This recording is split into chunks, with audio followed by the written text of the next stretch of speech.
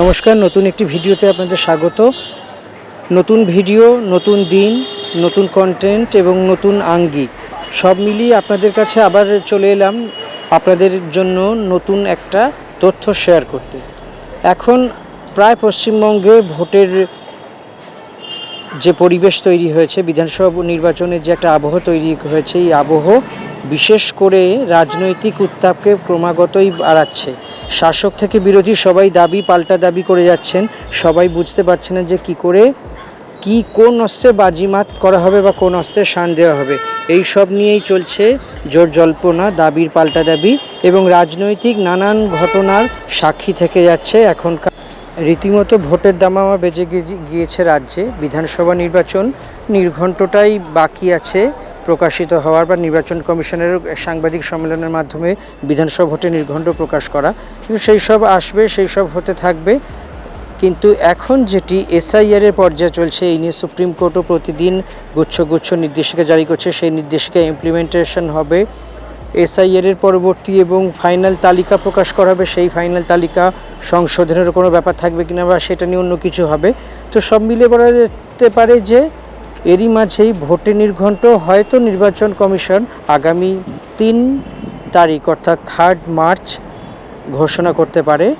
হাতে মাঝখানে এই যে প্রায় 16, 17 বা 18 দিনের সময় আছে, সেই সময়টিতে আরও ভালো করে দেখা হবে যে কী হতে চলেছে, আগামী দিনে কি হবে এবং কিসের ভিত্তিতে বিধানসভা ভোট হবে, প্রতিটা ভোটের এজেন্ডা কি হবে এবং এজেন্ডার মাধ্যমে শাসক দলের যেমন অস্ত্র লক্ষ্মীর ভাণ্ডার, একগুচ্ছ যে সামাজিক সুরক্ষা প্রকল্প, মানে খাদ্যসাথী, সবুজ সাথী, কন্যাশ্রী, যুবশ্রীটা তো এখন বর্তমানে যুব সাথী একটা প্রকল্পে পরিণত হয়েছে। তাই এই সমস্ত প্রকল্পগুলো সুফল কতটা সাধারণ মানুষের কাছে পৌঁছে গেছে এবং স্বাস্থ্যসাথী আরও কতটা গেম চেঞ্জারের ভূমিকা নিতে পারে, এই সমস্ত কিছুই একের পর এক উঠে আসছে। এবং তার সঙ্গে বলা যেতে পারে বিধানসভা ভোটে অভিষেকের স্ট্র্যাটেজি না শুভেন্দুর অভিজ্ঞতা, কোনটি কাজে লাগবে।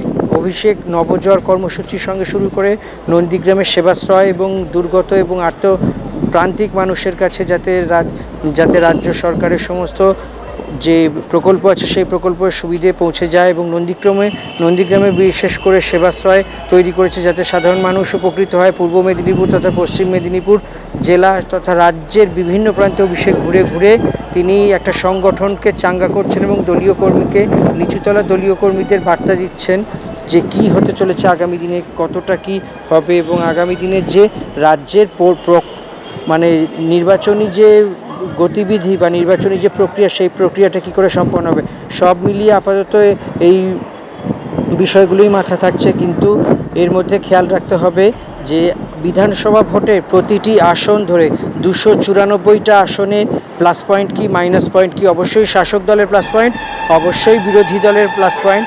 রাজ্যের প্রধান বিরোধী দল বিজেপি, তার সঙ্গে আছে বাম, কংগ্রেস, আইএসএফ, শুরু করে অন্যান্য দলগুলি আছে, এসইউসিআই।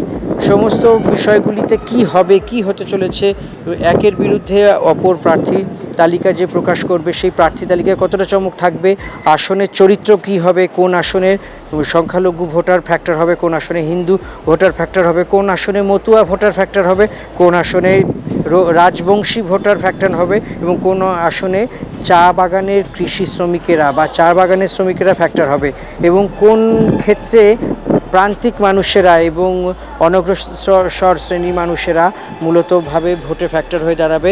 কার কেরামতিতে আপাতত বাজিমাত করা যাবে এবং মানে সাধারণ মানুষের বা বিভিন্ন স্তরের ভোটারের মনটা বুঝবার জন্য ঠিক কী হবে, এই সমস্ত বিষয়গুলোই এগিয়ে চলবে। যত ভোট আসবে নতুন ইস্যু তৈরি হবে, সেই ইস্যুগুলো রিজলভ হবে কী করে, সেই ইস্যুগুলোর থেকে সমাধান সূত্র বেরোবে কী করে। শাসক দলের সবথেকে বড় ভরসার জায়গা হলো মুখ্যমন্ত্রী মমতা বন্দ্যোপাধ্যায়, অর্থাৎ তাদের এবং মুখ্যমন্ত্রী মমতা বন্দ্যোপাধ্যায় এবং তাদের সভানেত্রীর বিষয়টিও একটু বড় ব্যাপার হয়ে দাঁড়াবে। এবং সব থেকে বলা যেতে পারে যে তৃণমূল কংগ্রেসের মমতা বন্দ্যোপাধ্যায়ের অভিজ্ঞতা, তার কারিশমা এবং দুর্গত প্রান্ত মানুষের তার প্রতি বিশ্বাস এবং দীর্ঘদিনের বর্ণময় রাজনৈতিক জীবন, এই সমস্ত কিছুই কিন্তু নির্বাচনের মাঠে বা ভোট বাক্সে বা ইভিএমে এর ডিভিডেন্ড পাবেই। প্রতিটি ভোটে অনেক আগে থেকেই তৃণমূল ইস্যু নানান ইস্যু নিয়ে সরগরম হয়ে থাকে এবং এই ভোটেও তার কোনো অংশে কম নেই, অন্যথায় কোনো অংশে কম নেই। কেননা এই ভোটের আগেই এসআইআর নিয়ে সুপ্রিম কোর্ট পর্যন্ত সওয়াল করতে চলে গিয়েছেন মমতা বন্দ্যোপাধ্যায়। তার একের পর এক আরজিকর ইস্যু ছিল বা বিভিন্ন ধরনের ইস্যুগুলোকে ট্যাকেল করে অত্যন্ত সুন্দরভাবে রাজ্যের রাজনীতির কেন্দ্রে থাকার যে শাসক দল তৃণমূল কংগ্রেসকে নিয়ে তিনি একের পর এক নতুন যাকে বলে মাস্টার স্ট্রোক দিয়েছেন। সেই মাস্টার স্ট্রোকের সঙ্গে সঙ্গে মানে তার প্রতিবারের বিধানসভা হোক, লোকসভা হোক, পঞ্চায়েত হোক, মিউনিসিপ্যালিটি হোক, যে কোনো ভোটে প্রার্থী তালিকায় থাকে বড় চমক। সেই প্রার্থী তালিকার এবারেও যে চমক হবে সেই চমক মোটেই খুব একটা অন্যদেরকে ছেড়ে কথা বলবে না, কাঁটায় কাঁটায় টক্কর হবে। অন্যদিকে শুভেন্দু অধিকারী রাজ্যের বিরোধী দলনেতা, রাজ্যের যে প্রধান বিজেপির যে মুখ আছে তার মধ্যে অন্যতম হলো শুভেন্দু অধিকারী। নবনির্বাচিত বিজেপি রাজ্য সভাপতি শ্রমিক ভট্টাচার্য এবং আরও যারা যারা রাজ্য বিজেপির আঙিনায় আছেন তাদেরকেও অল আউট অ্যাটাকে নামতে হবে এবং দেখা যাবে যে আগামী দিনে কি হতে চলেছে, প্রক্রিয়াটা কি। শুভেন্দু অধিকারীর এতদিন পূর্ব মেদিনীপুরের যেই বুথগুলো, যেই শাখা স্তরের সংগঠন এবং তার সঙ্গে সঙ্গে ধর্মীয় মেরুকরণ, মানে কোন দিক থেকে শুভেন্দু অধিকারী তার দলের জন্য ডিভিডেন্ড তুলতে পারবে ভোট বাক্সে, সেটাই এখন দেখার। তার একই সঙ্গে মনে রাখতে হবে যে শুভেন্দু অধিকারী ইতিমধ্যেই ভোটের যে কার্যকলাপ চলছে সেই ভোটের কার্যকলাপের মধ্যে একটা কথা ঘোষণাই করে দিয়েছেন যে লক্ষ্মীর ভাণ্ডার, অর্থাৎ রাজ্য সরকার সম্প্রতি লক্ষ্মীর ভাণ্ডারে 500 টাকা করে বাড়িয়েছে। ফলত এখন থেকে পাচ্ছেন যারা জেনারেল ক্যাটাগরি মহিলারা বা আনরিজার্ভ ক্যাটাগরি মহিলারা মাসে পাবেন 1000-এর বদলে 1500 টাকা, আর এসসি এসটি বা অনগ্রসর শ্রেণীর যে সমস্ত মহিলারা, তপশিলি জাতি উপজাতিভুক্ত মহিলারা আছেন তারা পাবেন 1200-র বদলে 1700 টাকা। এই টাকা ইতিমধ্যেই সবার ব্যাংক অ্যাকাউন্টে চলে এসেছে এবং এই মাস থেকেই রাজ্য বাজেটে ঘোষণার পরই এটি কার্যকর হয়ে গেছে। সব মিলিয়ে বলা যেতে পারে যে টান উত্তেজনা চলছে, একে অপরের প্রতি একটা ফোঁটার জমি কেউ ছেড়ে দিচ্ছে না কাউকে। সব মিলিয়ে বিধানসভা ভোটের আগে কি হতে চলেছে রাজ্য রাজনীতির পরিস্থিতি বা রাজ্য রাজনীতির অবস্থা, এবার কি আদৌ তাহলে পরিবর্তন না প্রত্যাবর্তন, ঠিক কি হতে চলেছে তা সেই বিষয়টি তো এখনও আমাদের বলার মতো জায়গায় আসেনি। পরিবর্তন না প্রত্যাবর্তন সেটা বলে দেবে সময়, সেটা বলে দেবে ভোটারের মনোভাব, সেটা বলবে প্রচারের স্টাইল, সেটা বলবে যে মানুষের যে প্রয়োজন এবং তৃণমূল বা বিজেপি বা কংগ্রেস, সিপিএম, বাম সমর্থিত বিভিন্ন দল, তাদের মানুষের প্রয়োজন এবং তাদের মানুষকে বোঝানোর আয়োজনের মধ্যে সামঞ্জস্য আসছে কিনা, এই সমস্ত কিছুই এখন আপাতত একটা প্রাথমিক স্কেচ স্তরে আছে।